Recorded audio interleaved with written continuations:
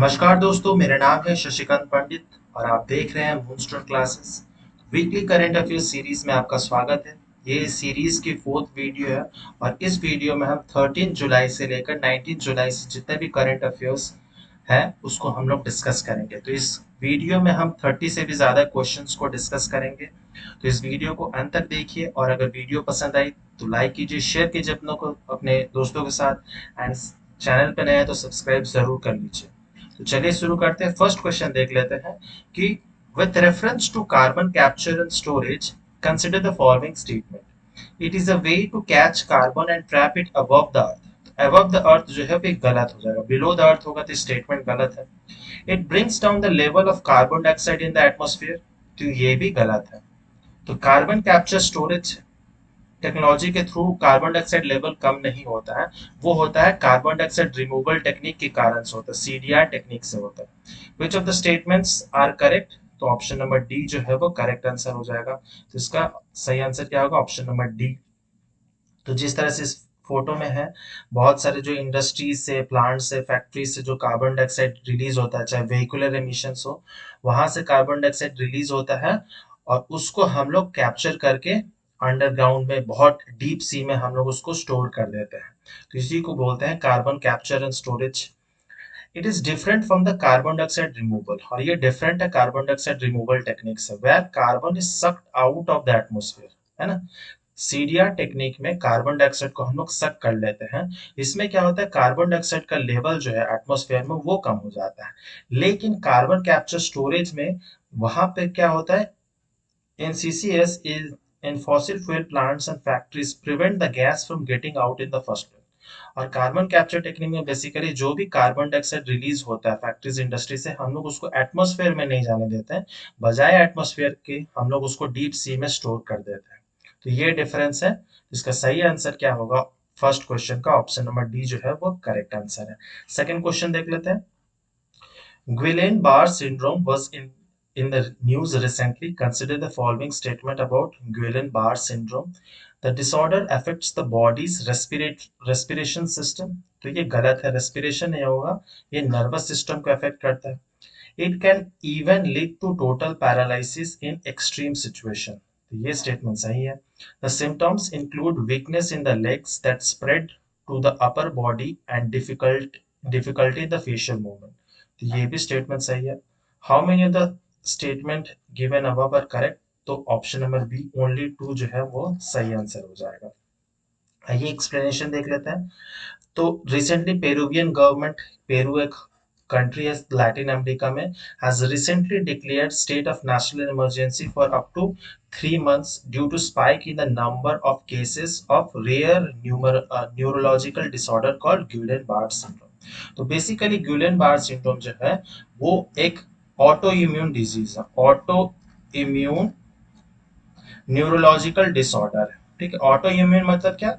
Immune system क्या होता है, वो हमें प्रोटेक्ट करता है कोई भी फॉरेन एंटीजन से, फॉरेन चाहे वायरस हो, बैक्टीरिया, किसी से भी हमको प्रोटेक्ट करके रखता है इम्यून सिस्टम। लेकिन ऑटो इम्यून में क्या होता है, खुद का ही इम्यून सिस्टम जो वो खुद को ही डिस्ट्रॉय करता है, इसीलिए हम उसको बोलते हैं auto immune disease, which normally protect it from infections and other foreign bodies mistakenly attack its own peripheral nervous cells। ठीक है, तो गुइलेन-बारे सिंड्रोम में क्या हो रहा है, यहाँ पर जो नर्वस सेल्स है, न्यूरॉन्स जो है वो डिजेनरेट हो जा रहा है। न्यूरॉन्स में भी अगर बताएं तो माइलिन शीट्स जो होती है, माइलिनेटेड न्यूरॉन्स जिसको बोलते हैं, माइलिन शीट्स वहां पर डिजेनरेशन हो जाती है। इसके कारण गुइलेन-बारे सिंड्रोम प्रॉब्लम हो रही है और इसके कारण बहुत सारे प्रॉब्लम्स होते हैं। The disorders which affect the bodies nervous system. और अगर माइलिन शीट्स डिस्ट्रॉय होगी तो क्या होगा, जो इम्पल्स होता है, जो भी नर्व इम्पल्स, जो भी मैसेज हम लोग को पहुंचाना है, वो बहुत धीरे धीरे काम होता है, बहुत धीरे धीरे होता है। इसके कारण पूरा जो नर्वस सिस्टम है उसमें इफेक्ट होता है। First symptoms includes tingling sensation in the bodies extremities. ठीक है, weakness in the legs that spread to the upper body, difficulty in facial movement, unsteady walking और inability to walk, pain, severe cases paralysis भी हो जाता है पूरे body में। तो ग्रुप ऑफ सिम्टम्स को बोलते हैं syndromes.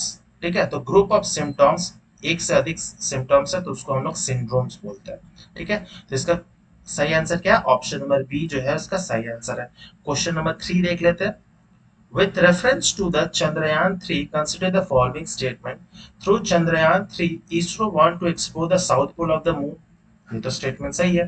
The Chandrayaan-3 lander has solar panels on two sides.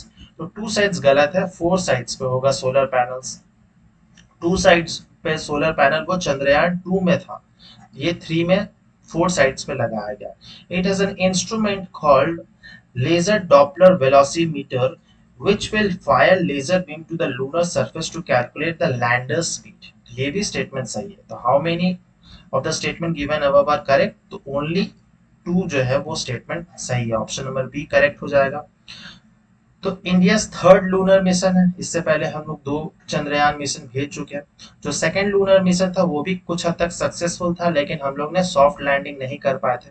और चंद्रयान 3 कहाँ से लॉन्च हुआ है? तो सतीश धवन स्पेस सेंटर श्रीहरिकोटा, जो कि आंध्र प्रदेश में एक स्पिंडल शेप्ड का कोस्टल सिटी एक बोल सकते हैं, कोस्टल जगह है। और सतीश धवन स्पेस सेंटर इकलौता ऐसा स्पेस सेंटर है जहां से दोनों टाइप ऑफ स्पेसक्राफ्ट और साथ ही साथ में सैटेलाइट, ये दोनों ही लॉन्च होता है श्रीहरिकोटा से। और आंध्र प्रदेश क्योंकि थोड़ा बहुत इक्वेटर के नजदीक पड़ता है, और साथ ही साथ में इक्वेटर से नजदीक पड़ता है, ये कोस्टल सिटी भी है, कोस्टल स्टेट है, इसके कारण यहाँ से सैटेलाइट लॉन्च, स्पेसक्राफ्ट लॉन्च करने में बहुत आसानी होती है। तो through Chandrayaan 3 ISRO wants to explore the south pole of the moon. तो साउथ पोल में मेन मिशन क्या है कि सॉफ्ट लैंडिंग हो सके, साउथ पोल जो मून के जो साउथ पोल है उस पे लैंड हो सके। तो there are two payloads on the rover design to study the chemical and mineral composition of the lunar surface. तो मेनली वहां पर लैंडर उसका लैंड करके क्या करना है, वहां पर केमिकल एंड मिनरल कंपोजिशन जो मून की जो सरफेस है उसको स्टडी करना है, and determine the composition of elements जैसे magnesium, aluminium, iron, lunar soil and rocks को मेनली स्टडी करना है। तो केमिकल एंड मिनरल कंपोजिशन को समझना है लैंडिंग के बाद में। Chandrayaan 3 has solar panels on four sides. ठीक है, चंद्रयान 2 में दो साइड्स पे था, इसमें फोर साइड्स है कि अगर बाय चांस लैंडिंग सही नहीं भी होती है या गलत लैंडिंग हो जाती है तो भी सोलर पैनल जो है वो एक्स्ट्रा है, तो डैमेज नहीं हो पाएगा पूरी तरह से। चारों सोलर पैनल जो डैमेज नहीं हो पाएगा, कुछ हद तक दो तो बच ही जाएंगे एटलीस्ट। अगर रॉन्ग डायरेक्शन में भी लैंडिंग होती है तो भी दो सोलर पैनल बच जाएंगे, जिससे एनर्जी जनरेट होते रहेगा और जो सैटेलाइट है वो अपना काम करते रहेगा, रोवर जो है काम करते रहेगा। It is an instrument called laser Doppler velocimeter which will fire laser beam to the lunar surface to calculate the lander speed. ठीक है, तो लैंडर स्पीड को कैलकुलेट करने के लिए लेजर डॉपलर वेलोसीमीटर किया जा रहा है, तो वो भी पेलोड में अटैच किया गया। ठीक है, तो इस क्वेश्चन का सही आंसर क्या है? Option number B. Question number 4 देख लेते हैं। With reference to the Defense Acquisition Council, consider the following statement.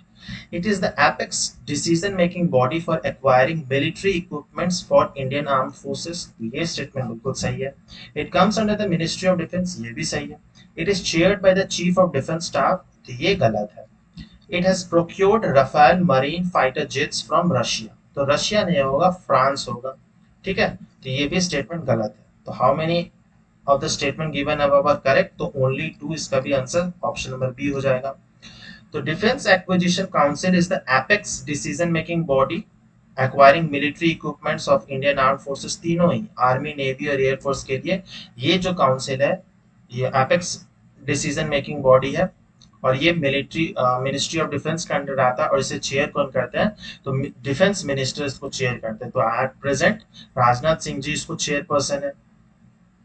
The DAC has cleared proposal of to buy 3 additional Scorpion class submarines, जो है 3 Scorpion class submarines बाई करेगा India France से, और साथ ही साथ में 26 राफेल मरीन फाइटर जेट्स भी navy के लिए वो फ्रांस से खरीदेगा। तो इंडिया ऑलरेडी 36 फाइटर जेट्स जो है राफेल फाइटर जेट है वो एयरफोर्स में इंक्लूडेड है। और वो कहाँ पे स्टेशन है? तो उसका एक स्क्वाड्रन जो है अंबाला एयरफोर्स स्टेशन पे इसका राफेल फाइटर जेट का एक स्क्वाड्रन रहता है। ठीक है, तो फ्रांस से न्यूली क्या कर दिया जाएगा, तो 3 स्कॉर्पियन क्लास के submarines, 26 Rafale fighter jets, marine fighter jets जो कि नेवी वर्जन का होगा। ठीक है, और देख लेते हैं तो, और इसे फ्रांस की कौन सी कंपनी बनाती है, तो दसॉल्ट एविएशन जो है राफेल्स को बनाती है। और राफेल्स के बारे में जान लीजिए तो एडवांस ट्विन इंजन है, मल्टी रोल फाइटर जेट्स है, equipped with Meteor beyond visual range to air missiles है इसमें, Hammer air to surface smart weapon है सिस्टम है, स्कैल्प क्रूज मिसाइल्स है, and are fitted with modern sensors, radar to detect and track and attack agent. The jets can carry exceptionally high payloads, बहुत सारे arms and ammunition से कैरी कर सकते हैं बहुत लंबे डिस्टेंस के लिए। ठीक है, तो ये सारे फीचर्स हैं राफेल जेट्स के लिए। और इसमें जो डिफेंस एक्विजिशन काउंसिल है उसमें कौन कौन से होते हैं, तो डिफेंस मिनिस्टर तो होते ही हैं, साथ ही साथ में जो रक्षा राज्य मंत्रीज हैं, फिर चीफ ऑफ डिफेंस स्टाफ हो गए, फिर आर्मी के जो हेड है चीफ, नेवी के, एयरफोर्स के, साथ ही साथ में डिफेंस सेक्रेटरीज और भी जितने हायर पोस्ट के सेक्रेटरीज होते हैं वो सब इसमें इंक्लूडेड होते हैं डिफेंस एक्विजिशन काउंसिल में। बट इसके चेयरपर्सन जो होते हैं वो डिफेंस मिनिस्टर होते हैं। तो इसका ऑप्शन क्या हो जाएगा क्वेश्चन नंबर 4 का, option number B. Question number 5 देख लेते हैं। Bastille day is the national day of which country, Bhutan, Bangladesh, France, USA. तो इसका सही आंसर क्या होगा, ऑप्शन नंबर सी, फ्रांस। तो रिसेंटली प्राइम मिनिस्टर मोदी गए थे, बैस्टिल डे कब सेलिब्रेट होता है, तो 14 जुलाई जो कि नेशनल डे होता है फ्रांस का। ठीक है, बैस्टिल डे, और ये ऐसा बहुत ही इंपॉर्टेंट दिन होता है फ्रेंच, और ये फ्रेंच रेवोल्यूशन से कनेक्टेड है इनका स्टोरी जो है। ठीक है, बैस्टिल डे का। एंड उसमें जो गेस्ट ऑफ ऑनर हुए थे बैस्टिल डे परेड में वो प्राइम मिनिस्टर मोदी थे।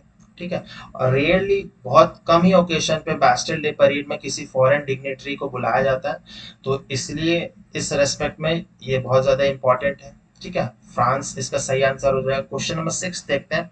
Who is the head of RBI's working group on internationalisation of the rupee, D Subbarao, Shaktikanta Das, Urjit Patel, Radha Shyam Rathore. तो इसका सही आंसर होगा ऑप्शन नंबर डी। तो इनका फोटो मैंने अटैच कर दिया है।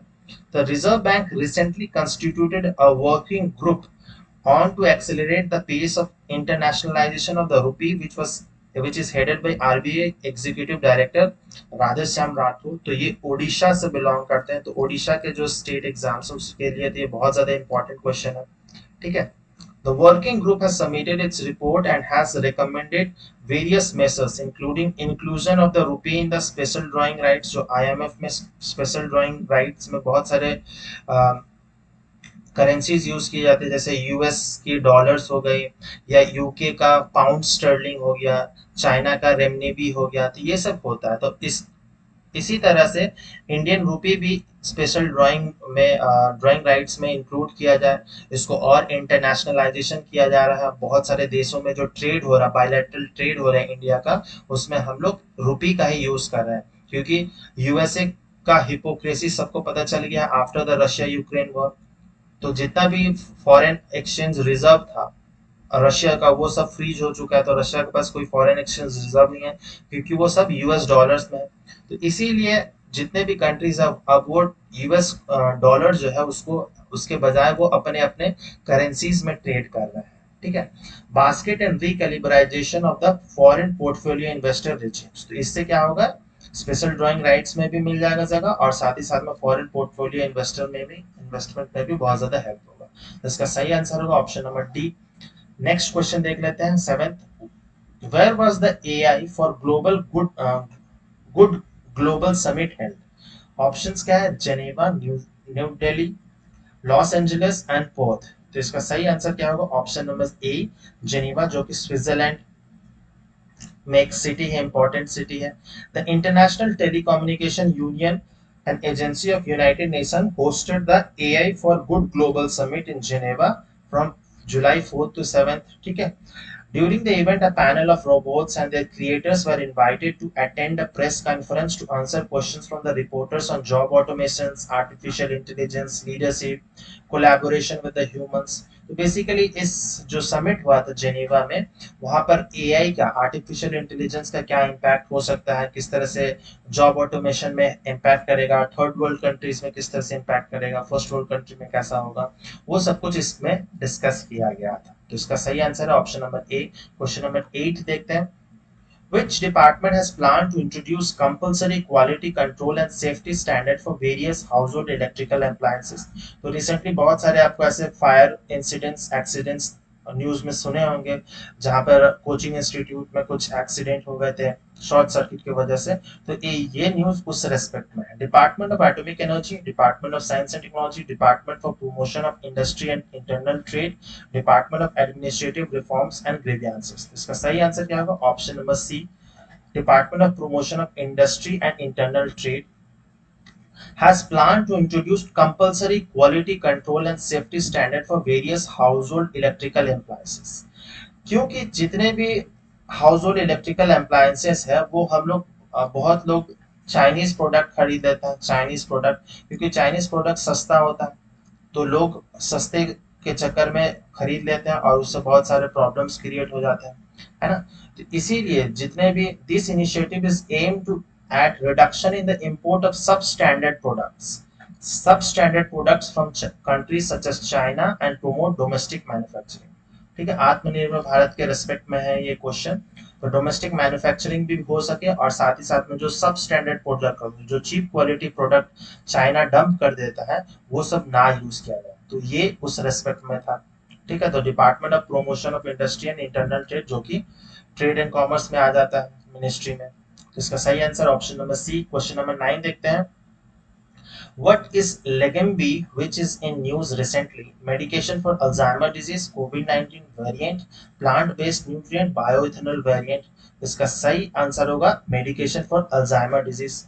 तो आपको पता है कि अल्जाइमर एक बहुत ज्यादा डेडली लीथल डिजीज है, जो कि ओल्ड पेशेंट में सबसे ज्यादा होने के चांसेस होते हैं, और ये न्यूरोलॉजिकल डिसऑर्डर है, साथ ही साथ में ब्रेन को भी इफेक्ट करता है ना।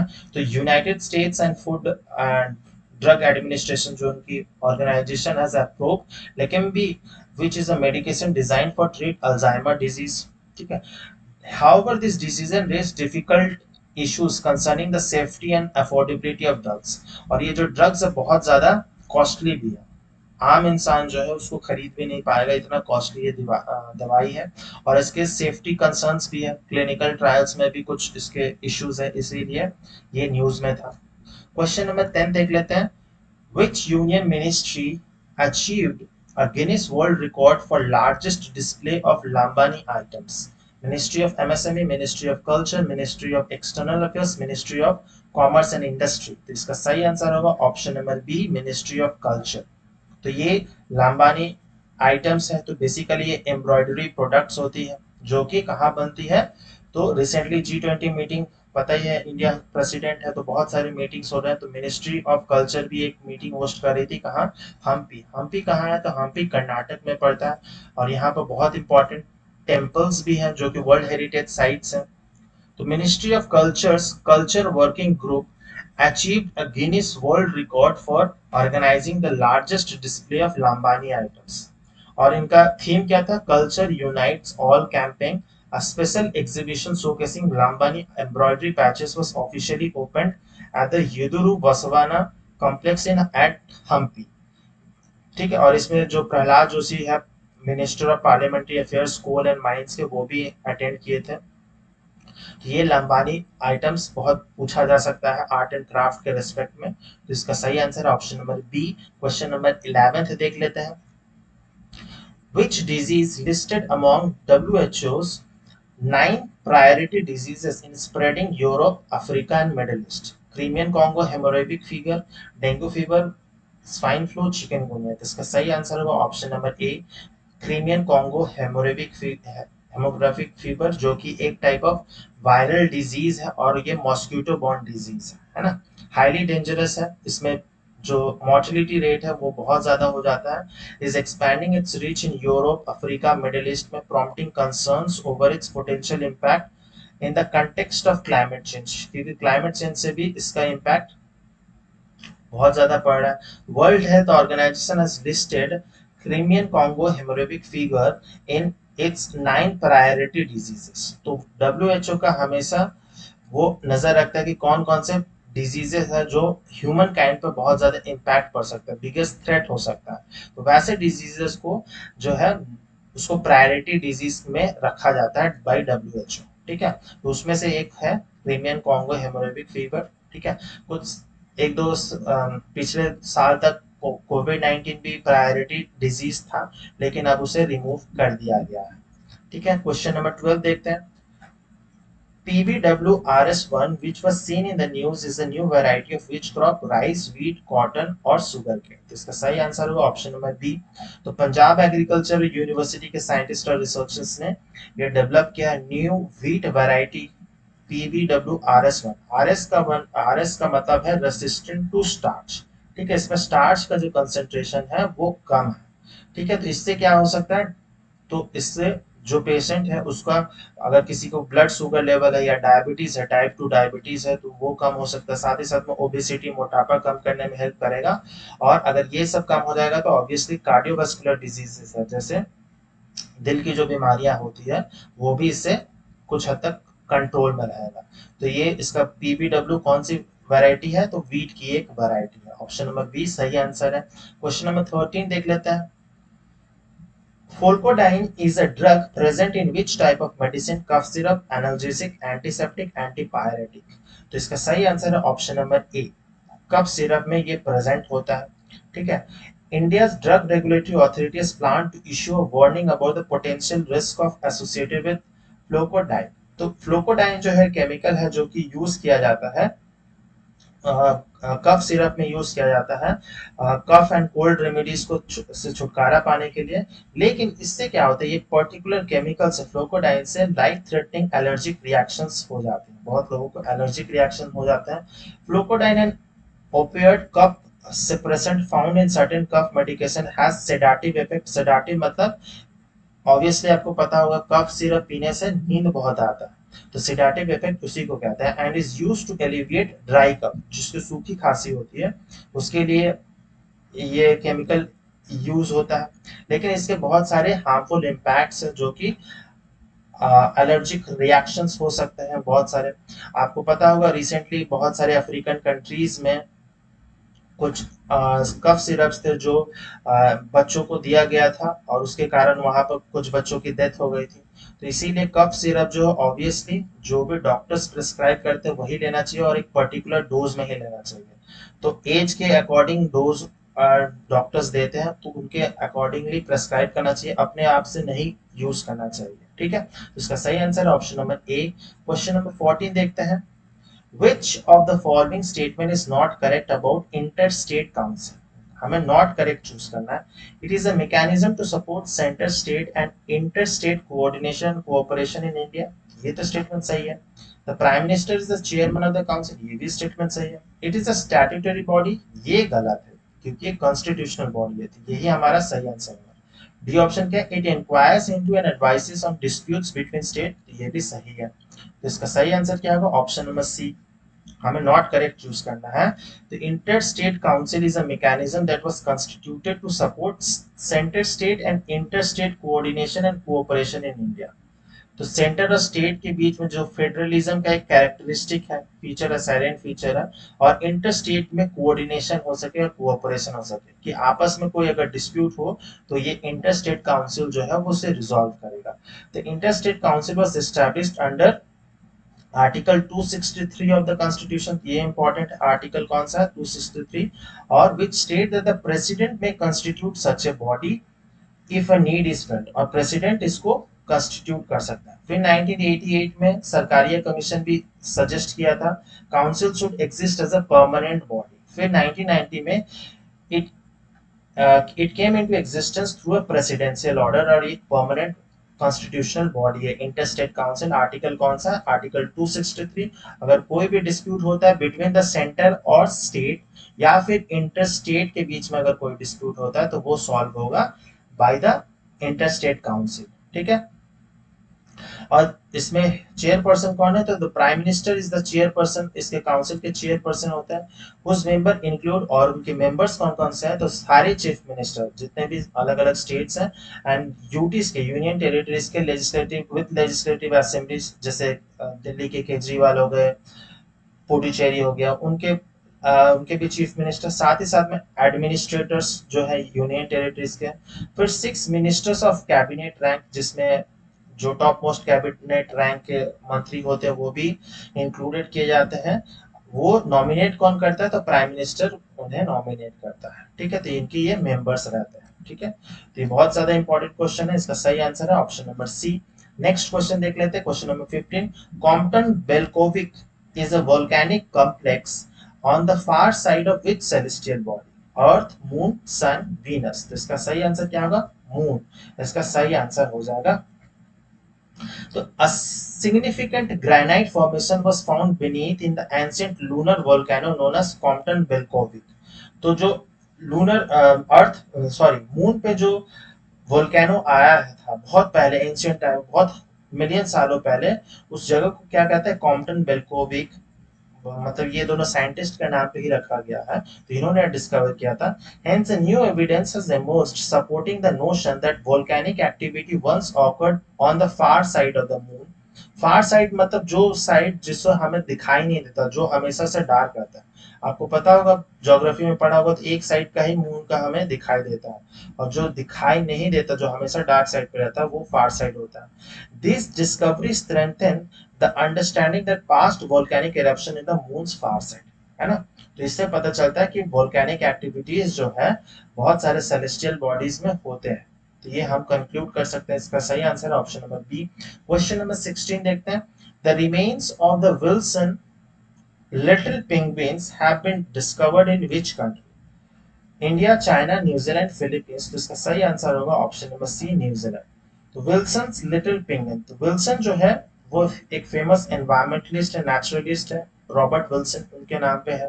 तो लिटिल पेंगुइन, तो एक्सप्लेनेशन क्या है, साइंटिस्ट रिसेंटली, ये सब देख, ये फोटो है यहाँ पर, बहुत छोटे छोटे पेंगुइन्स होते हैं, बहुत मिनिएचर टाइप ऑफ पेंगुइन्स है, सबसे छोटे smallest known species of penguins है ये, Wilson little penguin.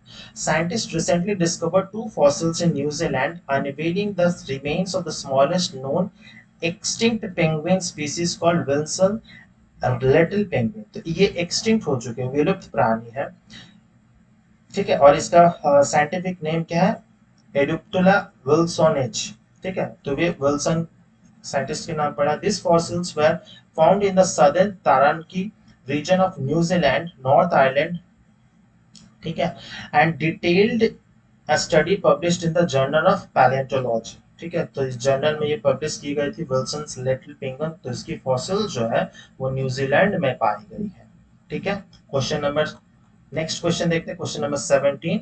The concept of equal justice and free legal aid is mentioned in the constitution of India, fundamental duties, directive principle of state policies, fundamental rights. Select the correct answer using the codes given below. तो क्या होगा इसका सही answer, तो equal justice and free legal aid, तो ये सिर्फ और सिर्फ डीपीएसपी के तहत होता है, directive principle of state policy, DPSP.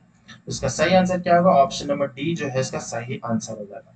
बाकी ना फंडामेंटल ड्यूटी में ऐसा कोई भी आर्टिकल नहीं है, ना ही फंडामेंटल राइट में, डीपीएसपी में है। और वो कौन सा आर्टिकल है, तो आर्टिकल नंबर 39A। ठीक है, 39A इस बात करता है, जो पार्ट 4 ऑफ द कॉन्स्टिट्यूशन में है, India provides for equal justice and free legal aid. ठीक है, जो जिनके पास पैसा नहीं है उनको भी जस्टिस मिल सकता है, फ्री लीगल एड मिल सकता है। ठीक है, the state shall secure that the operation of the legal system promotes justice on basis of equal opportunity and shall in particular provide free legal aid. ठीक है, जिनके पास पैसा वैसा नहीं है, जो फीस नहीं दे सकते हैं महंगे वकीलों को, तो वो इसके लिए है। बाय सुटेबल लेजिस्लेशन और स्कीम्स और इन any other ways to ensure that opportunities for securing justice are not denied to any citizens by the reason of economic or other disabilities। तो जिनके पास भी पैसा नहीं है उनके लिए भी गवर्नमेंट जो है, मतलब स्टेट का मतलब क्या, गवर्नमेंट जो है वो प्रोवाइड करेगा फ्री लीगल एड, ताकि उसे जस्टिस मिल सके। तो ये वेरी वेरी इंपॉर्टेंट क्वेश्चन है, ऑप्शन नंबर डी इसका करेक्ट आंसर है। नेक्स्ट क्वेश्चन देखते हैं। Palani Panchamritam has recently got geographical indication tag. It is related to Karnataka, Odisha, Tamil Nadu, Kerala। तो इसका सही आंसर क्या होगा, ऑप्शन नंबर सी जो हो जाएगा तो पलानी Dandayuthapani temple.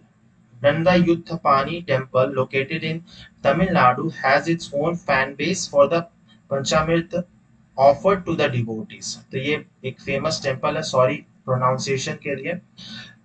तो ये वेरी इंपॉर्टेंट टेम्पल है साउथ इंडिया में, मेनली तमिलनाडु में, जो अपने फेमस है पंचामृत के लिए। The Panchamrit is made from natural ingredients like banana, jaggery, good, ghee, honey and cardamom. तो पंचामृत मेनली पंच मीन्स 5 होता है और 5 अमृत मतलब 5 ऑर्गेनिक चीज है। तो इसमें क्या क्या है, तो वो है बनाना, जैगरी, गुड़ मतलब घी, हनी एंड कार्डमम। तो कुछ इस तरह से है और ये आपको अमेजोन फ्लिपकार्ट पे भी अवेलेबल है। ठीक है, तो इसका सही answer option number C. Question number 19 देखते हैं।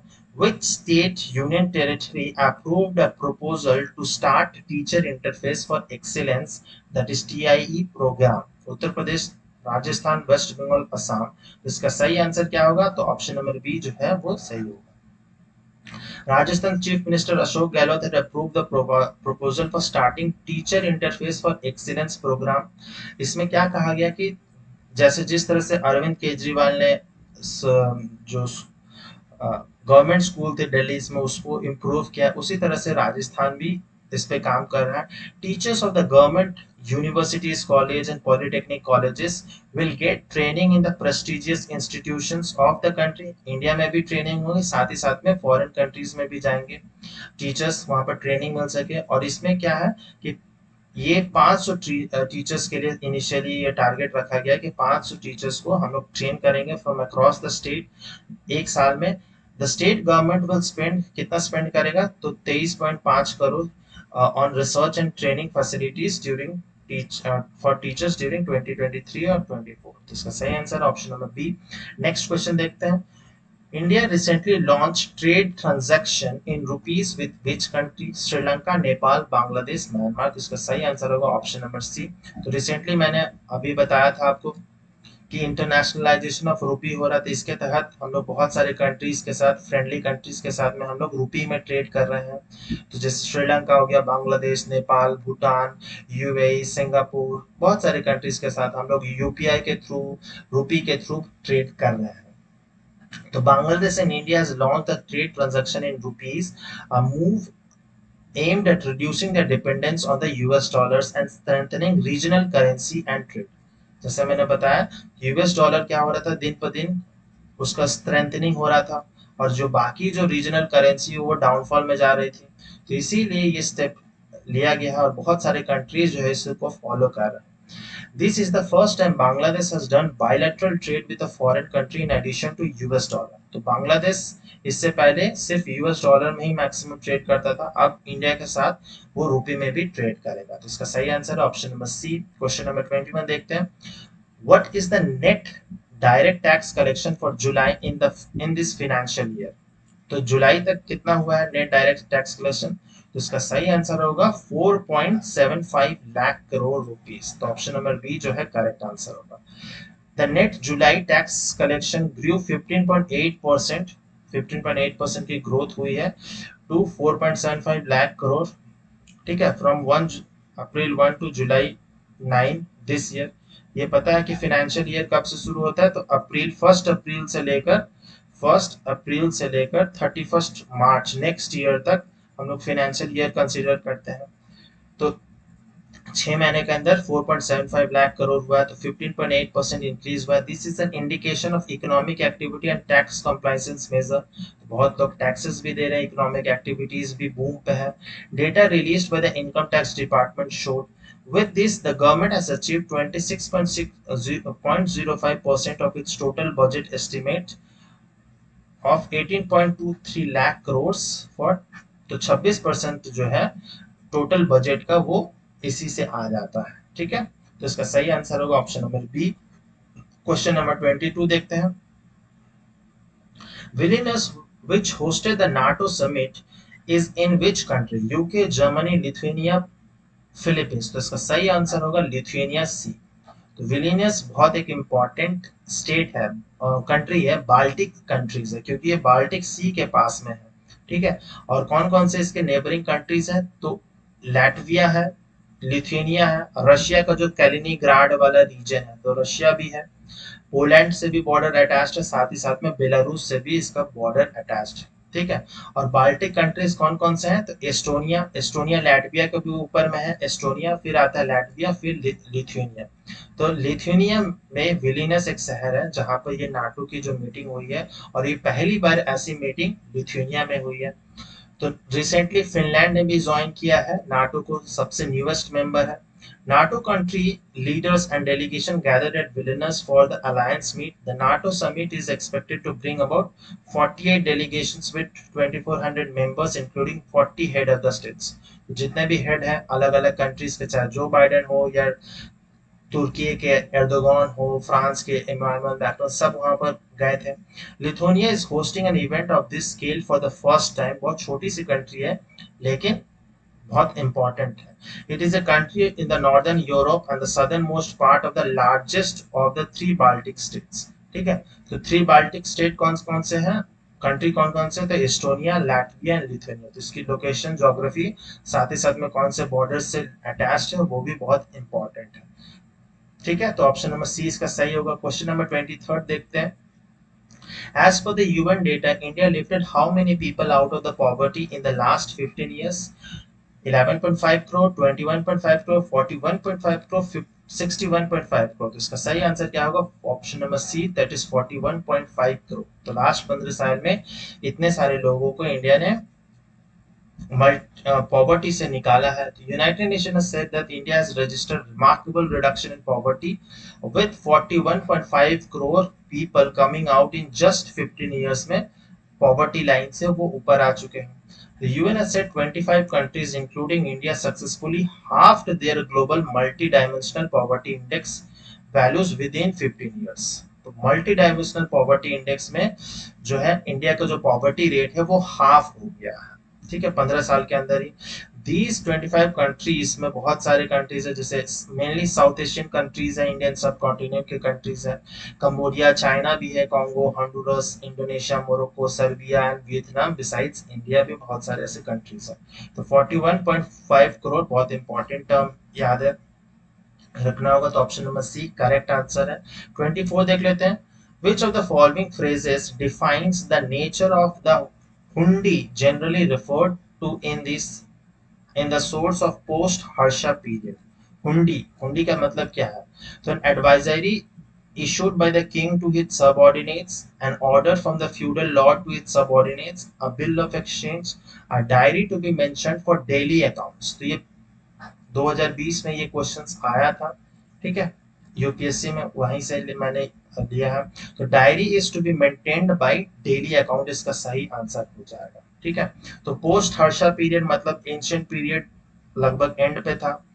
हुंडी is a financial instrument that was developed for use in trade and credit transaction में हेल्प होता था। ठीक है, hundis was used to move money from one location to the another, as a credit instrument to borrow money and as a bill of exchange in trade operations। ठीक है, तो ये ancient time का trade and transaction में help करता था हुंडीज।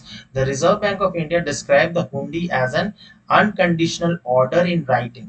तो ये वेरी वेरी इंपॉर्टेंट है, order in writing made by a person directing another to pay a certain sum of money to a person named in the order.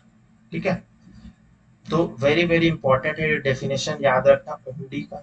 ठीक है, तो एक डायरी था जिसमें सारे डेली अकाउंट्स जो है वो मेंटेन किया जाता था। और आरबीआई का डेफिनेशन क्या है हुंडी का, the unconditional order written in writing, लिखित में लिखा हुआ था, made by a person directing another, made by a person की एक अनदर पर्सन जो है वो सर्टेन सम ऑफ मनी जो है एक पर्सन के नाम पे है। ठीक है, तो इसका सही answer option number D. Question number 25 देखते हैं। Which institution released the 2023 employment outlook report? World Bank, ILO, ILO means International Labour Organization, OECD and IMF. तो इसका सही आंसर है ऑप्शन नंबर सी, ओईसीडी मतलब Organisation of Economic Cooperation and Development. ठीक है, तो इसका हेडक्वार्टर कहाँ है वो आप कमेंट सेक्शन में बताइए। ओईसीडी का यूरोपियन कंट्री में ही है। According to the OECD's 2023 employment outlook, there is currently limited evidence of notable adverse impacts on employment resulting from AI. तो अभी बहुत ज्यादा नोटेबल एडवर्स इम्पैक्ट अभी तक पता नहीं चला है कि एआई का क्या इम्पैक्ट हो सकता है एम्प्लॉयमेंट पे। लेकिन इंडिया के कंटेक्स्ट में जरूर इसका नेगेटिव इम्पैक्ट होगा, क्योंकि इंडिया के पास पॉपुलेशन बहुत ज्यादा है। तो हमें नहीं लगता है कि इंडिया को इस वक्त एआई की इतनी ज्यादा जरूरत है। लेकिन हाँ, जहां पर कंट्रीज की पॉपुलेशन डिक्लाइन हो रहा है, जैसे जापान हो गया, वहां पर AI बहुत ज़्यादा important role play कर सकता है। The report highlighted that despite the current low adoption rate in AI, the combination of swift advancement, decreasing cost, and the growing pool of skilled AI professionals suggests that OECD economic should be on the verge of an imminent AI revolution। तो जो AI revolution की बात चल रही है, जैसे internet revolution आया था आज से 30 साल पहले, उसी तरह से ये भी एक रेवोल्यूशन है। लेकिन देखना पड़ेगा कि किस तरह से इम्पैक्ट करता है, और स्पेशली इंडिया या थर्ड वर्ल्ड कंट्रीज पे क्या इम्पैक्ट करता है, और थर्ड वर्ल्ड कंट्रीज किस तरह से इसको लेती है। तो इसका सही आंसर है option number C. Question number 26 देखते हैं। Ker Puja festival is celebrated in which state और यूनियन टेरिटरी? त्रिपुरा, वेस्ट बंगाल, ओडिशा, केरला। तो इसका सही आंसर होगा ऑप्शन नंबर ए, त्रिपुरा। ठीक है, तो वेरी इंपॉर्टेंट फेस्टिवल है Ker Puja. And Hindu festival occurs at the fourth night following the Kharchi Puja. खर्ची पूजा जो वहाँ त्रिपुरा के ही है, उसके बाद वाले दिन को खेर पूजा मनाया जाता है। And page tribute to a खेर, तो उनके गॉड है, प्रोटेक्टिव डायटी माना जाता है, और ये लोकल मेनली ट्राइबल्स लोग इनकी पूजा करते हैं। It is mainly observed in the Tripura. It is a century old traditional festival. The area around the royal palace has been notified for Ker Puja, where rituals had uninterrupted for more than 30 years. तो as old practice है और very very important है art and culture से respect में। तो इसका सही answer है option number A. Question number 27 देखते हैं। Which department issued quality control order for portable water bottles and flame producing lighters? तो जैसे इलेक्ट्रिकल अप्लायंसेस के लिए था सेम, उसी तरह से ये भी वैसा ही क्वेश्चन है। तो इसका भी सही आंसर क्या होगा? ऑप्शन नंबर ए ही होगा। Department of promotion of industry and internal trade जो है DPIIT, the Department of Promotion of Industry and Internal Trade has issued official notification regarding quality control orders for two items, portable water bottles and flame producing lighters। ठीक है, the objective of this quality control order is to bolster India's quality infrastructure, कि India के जो products बन रहे हैं वो उसकी क्वालिटी टॉप नॉच होनी चाहिए, and improve the well being and safety of the consumers. ठीक है, बहुत बार क्या होता है, जो प्लास्टिक बॉटल्स होते हैं या जो हम लोग पैकेज ड्रिंकिंग वाटर यूज करते हैं, वो भी सही नहीं होता हेल्थ के लिए, क्योंकि उसमें बहुत सारे केमिकल्स प्रेजेंट होते हैं, जैसे कि बिस्फेनॉल बिस्फेनॉल ए प्रेजेंट होता है प्लास्टिक में, और बहुत सारे अदर कार्सिनोजेनिक मटेरियल्स भी होते हैं, केमिकल्स होते हैं जो कैंसर कॉज करते हैं। तो इसीलिए कंट्रोल टॉप नॉच होनी चाहिए ताकि हेल्थ आम इंसान का वो डिटोरिएट ना करे। तो इसका सही आंसर है option number A. Question number 28 देख लेते हैं। Which country is the host of ASEAN countries conference on traditional medicine? Thailand, India, Sri Lanka, Myanmar. तो इसका सही आंसर होगा option number B. India ASEAN countries में बिलोंग नहीं करता, लेकिन ट्रेडिशनल मेडिसिन की जो कॉन्फ्रेंस है वो इंडिया में हो रही है। आपको पता होगा पिछले साल ही ट्रेडिशनल मेडिसिन की एक ग्लोबल ट्रेडिशनल मेडिसिन का जो सेंटर है वो गुजरात में लगा है पिछले साल ही। India is set to host the ASEAN countries conference on traditional medicine on July 20। It aims to establish a strong platform to share best practices and draw a strategy for future cooperation in the field of traditional medicine। जैसे हमारा ministry of Ayush है ना, आयुष। आयुष में क्या है full form है? तो AYUSH means A for Ayurveda, U means Unani, Y means yoga, U means Unani, S means Siddha, and H means homoeopathy. तो ये सब हमारा क्या है? ट्रेडिशनल मेडिसिन है। अदर फील्ड है, जैसे एलोपैथी है, उसी तरह से ये भी अलग अलग फील्ड है मेडिसिन की। The Ministry of AYUSH with support of Ministry of External Affairs, Indian Mission to ASEAN and ASEAN Secretariat is hosting conference on traditional medicine for the ASEAN countries. तो इसका सही आंसर क्या है? क्योंकि इंडिया आसियान कंट्रीज का part नहीं है, Asian countries South Asian countries में है जो 10 कंट्रीज है। ठीक है, ये मैंने बहुत पहले वीडियोस में, करंट अफेयर्स वीडियोस में ही डिस्कस किया था, तो आप देख लीजिएगा। इसका सही आंसर होगा option number B. Next question 29 देखते हैं। Which country organized the Operation Southern Readiness 2023 exercise? India, Sri Lanka, Seychelles, Maldives। तो इसका सही आंसर होगा Seychelles, इसका सही आंसर होगा। तो INS Sunaina recently took part in the Operation Southern Readiness 2023 organized by the Combined Maritime Forces in Seychelles। ठीक है, तो Seychelles कौन सा एक कंट्री है? तो एक आइलैंड कंट्री है। ठीक है, The Seychelles is an archipelago of 115 islands in the Indian Ocean of the East Africa। तो ऑफ जो ईस्ट अफ्रीका कोस्ट है वहां के नजदीक में है सेशेल्स, इंडियन ओशन में बिलोंग करता है और एक आइलैंड कंट्री है, बहुत ज्यादा इंपॉर्टेंट है, इसकी स्ट्रेटेजिक लोकेशन बहुत ज्यादा है, इसमें इंडिया पार्टिसिपेट किया था। और इंडिया का कौन सा नेवल कैरियर हुआ था? तो INS Sunaina. The purpose of the visit was to strengthen relationship between multiple nations and promote cooperation through the CMF exercise। जो Combined Maritime Forces exercise है उसको improve किया जाए और इंडियन ओशन जो है उसको सही तरह से कंट्रोल किया जाए। ठीक है, तो इसका सही आंसर है option number C. Question number 30 देखते हैं। Which institution has developed the book title Healthy Recipes for Defense? NABARD, FCI, FAO, FSSAI।